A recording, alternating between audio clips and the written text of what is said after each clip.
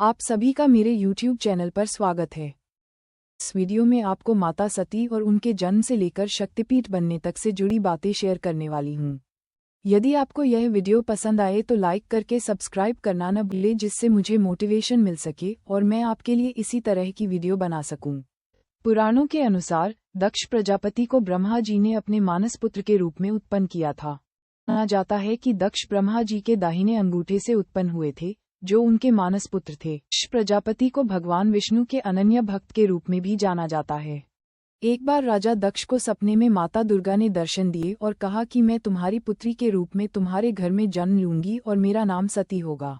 समय आने पर माता दुर्गा ने राजा दक्ष के घर उनकी पुत्री के रूप में जन्म लिया। माता के जन्म लेते ही प्रकृति में चारों तरफ आनंद छा गया। आकाश से पुष्पों की वर्षा होने लगी। कन्या का नाम सती रखा गया। वह एक अलौकिक कन्या थी। बचपन से ही शिव भक्त थी। वह घंटों शिव का ध्यान करती रहती। गले में रुद्राक्ष की माला पहन रखी। जब सती विवाह लायक हुई तब राजा दक्ष ने स्वयंवर का आयोजन किया। स्वयंवर में शामिल होने के लिए भगवान देवता, गंधर्व और राजा महाराजा आए हुए थे।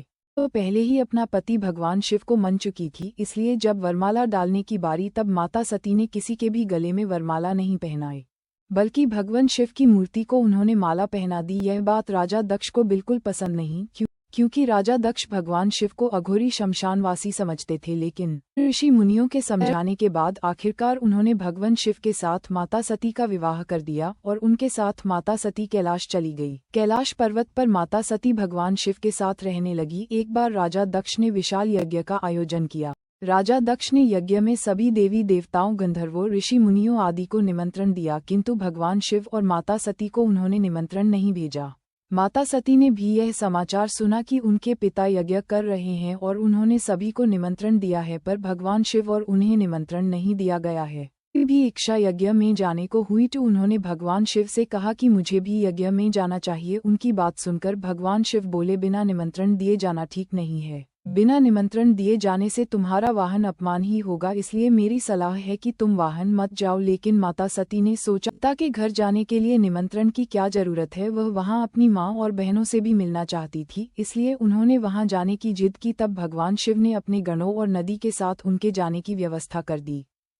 वह यज्ञ में पहुंची तो उन्होंने देखा कि सभी भगवान, देवी देवता आदि के लिए आसान सजा हुआ है, लेकिन भगवान शिव के लिए कोई आसान नहीं था। इस बारे में उन्होंने अपने पिताजी से पूछा तो उन्होंने भगवान शिव के बारे में अपमानजनक बातें कहीं और उनकी बहनों ने भी उनसे मुंह फेर लिया। भगवान शिव का यह अपमान उनसे सहन नहीं हुआ और माता सती जलते हुए यज्ञ कुंड में प्रवेश कर गई। जैसे ये समाचार भगवान शिव ने सुना, बहुत क्रोधित हुए। उन्होंने अपने जटा का बाल निकालकर चट्टान पर पटका, जिससे वीरभद्र का जन्म हुआ, जो उनके रौद्र रूप का प्रतीक था। वीरभद्र भगवान शिव की आज्ञा से राजा दक्ष के यज्ञ स्थल में पहुंचे। उन्हें देखकर राजा दक्ष और सभी देवी देवता डर के मारे कांपने लगे।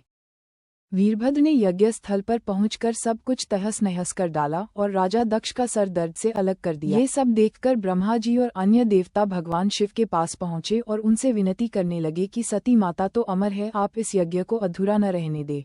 सबकी पुकार सुनकर भगवान शिव यज्ञ स्थल पर पहुंचे और राजा दक्ष के शरीर में बकरी का सर जोड़कर उन्हें जीवन दान दिया।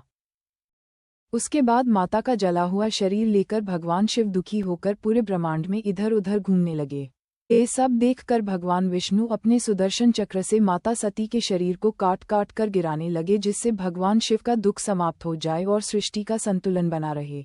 उन्होंने 52 टुकड़ों में सती माता के शरीर को काटा और पृथ्वी पर जहाँ जहाँ माता सती के अंग गिरे वहाँ शक्तिपीठ का निर्माण हुआ। माता सती त्याग और भक्ति की प्रतीक थी। उनका बलिदान अहंकार पर भक्ति की विजय है।